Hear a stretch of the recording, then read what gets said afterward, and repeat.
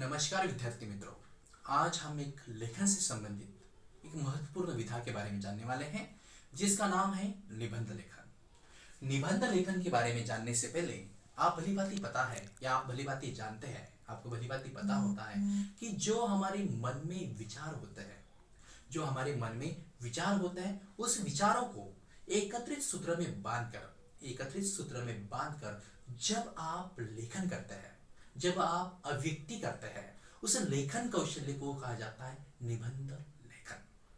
निबंध लेखन मतलब जो मन के विचार होते हैं, जो मन के भाव होते हैं, वो मन के भावों को, मन के विचारों को एकत्रित रूप से एक ही सूत्र में बांधकर उसकी सही ढंग से रचना करते हुए, उस शीर्षक को लेकर उच्च कोटि की रचना करते हुए जब आप विचार प्रकट करने का प्रयास करते हो लिखित रूप में, तब उस लिखित रूप को हम निबंध लेखन कहते हैं। और ये निबंध लेखन की भी एक उच्च कोटि कला होती है।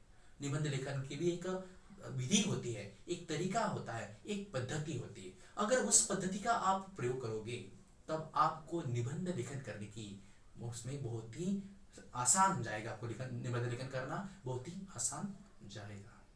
ये जो निबंध लेखन की कला है, ये कला हमें अच्छी तरह से प्रयोग करने हेतु या अभिव्यक्त करने हेतु हमें निबंध के प्रकारों के बारे में जानना बहुत ही आवश्यक है। निबंध का जो पहला प्रकार है या उसके जो चारों प्रकार होते हैं, वो जानने से पहले हम निबंध के प्रारूप के बारे में यहाँ पर जानने का प्रयास करेंगे। निबंध का जो प्रारूप होता है, लेखन का जो प्रारूप होता है, वो पहला होता है प्रस्तावना।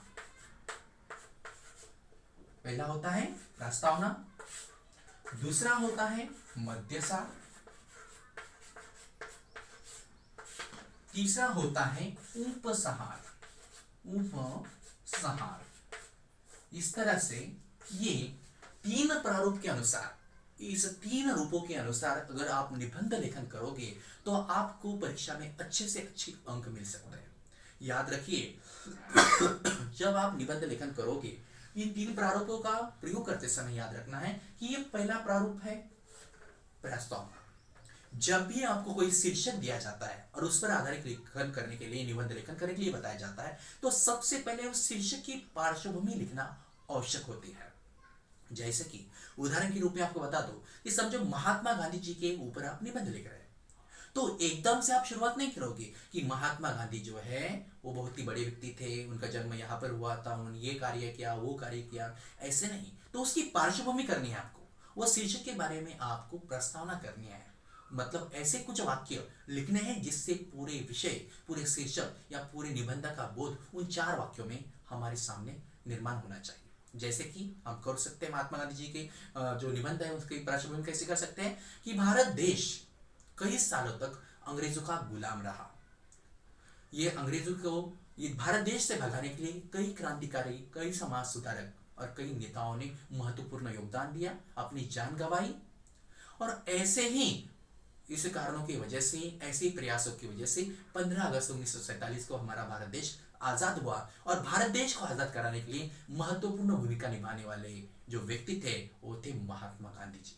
अगर आप ऐसी पार्श्वभूमि, ऐसी प्रस्तावना करेंगे तो आप उस निबंध में क्या लिखना चाहते हैं, ये चार पंक्तियों में वहां पर सिद्ध हो सकता है। ये हुई प्रस्तावना।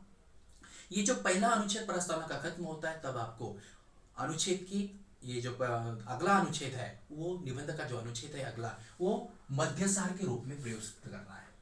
मध्यसार के प्रारूप के रूप में वहां पर प्रयुक्त करना है। याद रखना है, मध्यसार मतलब आपको जो शीर्षक दिया गया है वो शीर्षक की पूरी जानकारी। जैसे उदाहरण के रूप में अगर महात्मा गांधी जी आपको शीर्षक दिया है तो पूरी जानकारी कैसे आएगी? उनका जन्म, उनके कार्य, उनकी शिक्षा, उनका समाज कार्य, उनका राजनीतिक कार्य, उनका आंदोलन का कार्य, स्वतंत्रता आंदोलन का कार्य, इस तरह से आप लिखोगे। और बाद में उनकी मृत्यु, उनका परिवार की जानकारी, इस तरह से परिवार या उनके जीवन का संपूर्ण जो आप कार्य लिखना चाहते हैं, जितने वाक्य में आप निबंध लिखना चाहते हैं, उसके अनुरूप यहाँ पर जो है मध्यसार में आप अनुच्छेद बनाकर लिखने का प्रयास करेंगे।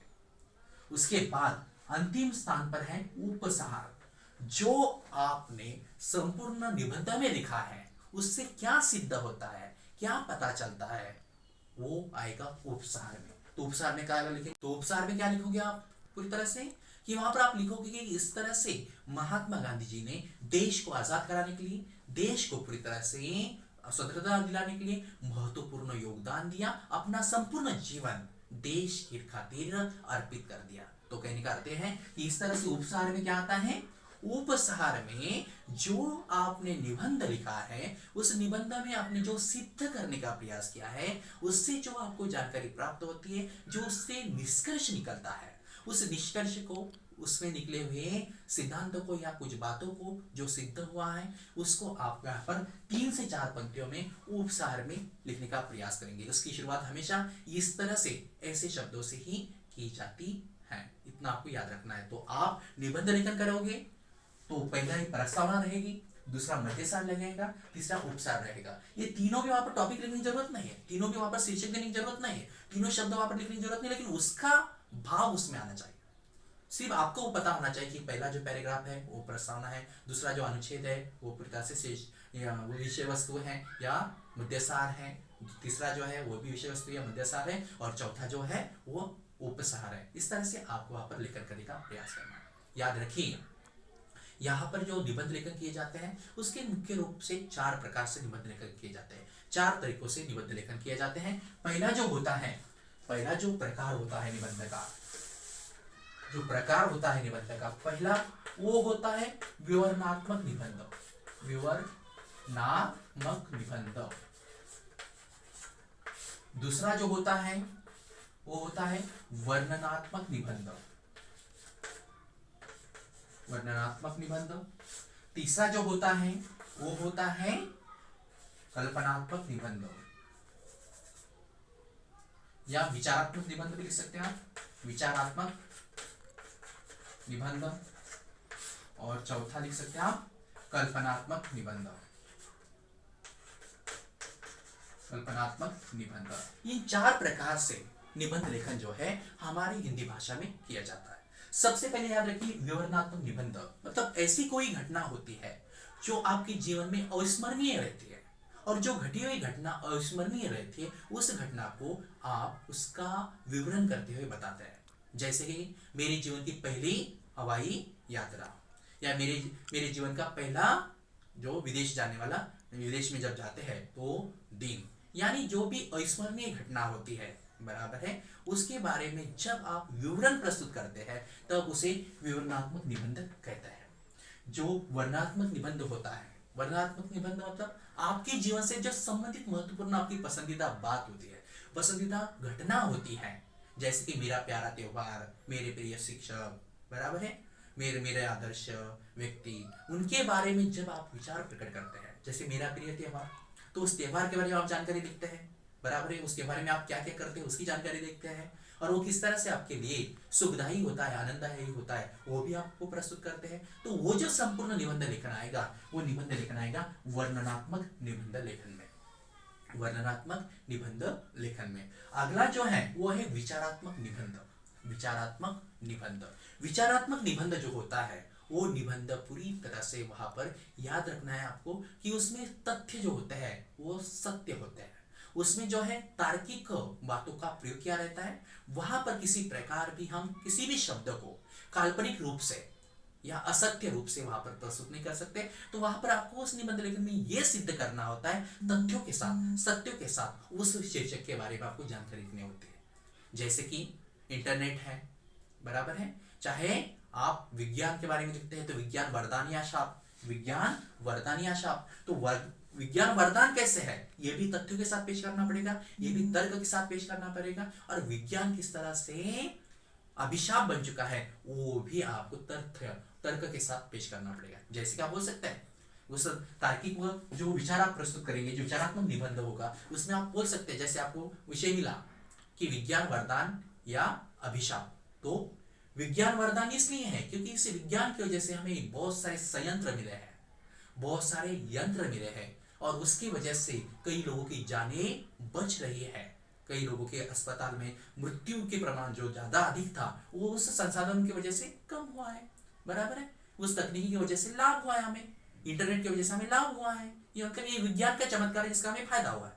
तो ये आप वहां पर सिद्ध करोगे, इसमें ये वरदान है हमारे लिए, लेकिन आपको ये सिद्ध, तो इस तरह से विज्ञान से भी वही कई सारे दुष्परिणाम हैं। वो दुष्परिणाम आपको सिद्ध कर कर आप ये सिद्ध कर सकते हैं कि किस तरह से इंटरनेट का अतिरिक्त वापर करने की वजह से, अलग प्रकार की वस्तु का अतिरिक्त वापर करने की वजह से, या शस्त्रों का अतिरिक्त वापर करने की वजह से आज लोगों को हानि पहुंचाने का प्रयास किया जा रहा है, कई लोगों की मौतें हुई है। अगला जो है कल्पनात्मक निबंध, जो निबंध लिखते समय आपको पूरी तरह से स्वतंत्र आपको छोड़ा जाता है। आपको पूरी तरह से वहां पर जो है अनुमति रहती है, स्वतंत्रता रहती है कि आप आपके मन में क्या सोचते हैं, वो कल्पना के आधार पर आपको इस निबंध में लिखना होता है। जैसे कि आपको ऐसा आ सकता है, ऐसा निबंध लेखन आ सकता है कि यदि मैं प्रधानमंत्री होता तो, यदि परीक्षा न होती तो इस आधार पर आपको काल्पनिक बातें रखने का वहां पर पूरी तरह से क्या रहता है, मौका रहता है, और उसे कहा जाता है वहां पर काल्पनिक निबंध, कल्पनात्मक निबंध। इस तरह से निबंध लेखन किया जाता है। ये निबंध लेखन करते समय आपको कुछ बातें ध्यान देने की आवश्यकता है ताकि आपको अच्छे से अंक मिले। जैसे उदाहरण के रूप में भाषा सरल और स्पष्ट होनी चाहिए, शीर्षक से संबंधित आपको जानकारी एकत्रित करना है मन में, और फिर उस सभी जानकारी को एकत्रित रूप से एक ही सूत्र में बांधकर प्रस्तुत करने का प्रयास करना है। याद रखना है कि जो जानकारी आप लिखोगे वो शीर्षक के अनुरूप ही होनी चाहिए। वहां पर यह भी समझना है कि आपको प्रस्ताव, नाम, मध्यसार और उपसार इस प्रारूप के माध्यम से आगे बढ़ना है और निबंध लेखन करना है। एक से याद रखना है कि जब आप तीनों या चारों अनुच्छेद लिखेंगे तो ये सभी अनुच्छेद जो है एक दूसरे से जुड़े हुए होने चाहिए, उसका अर्थ जो है जुड़ा होना चाहिए। भाषा सरल और स्पष्ट होनी चाहिए, और हो सके तो अधिकतर जो है सरल वाक्य का प्रयोग आपको करना चाहिए। किसी प्रकार भी व्यर्थ की बातें या कोई वाक्य बार बार लिखकर आपको निबंध लेखन बड़ा बनाने की आवश्यकता नहीं करनी चाहिए। जितना आपको पूछा गया है उतना लिखिए, जितने शब्दों में पूछा गया है उतना लिखिए, लेकिन अपने विचार उच्च कोटि से प्रस्तुत करने का प्रयास करना है।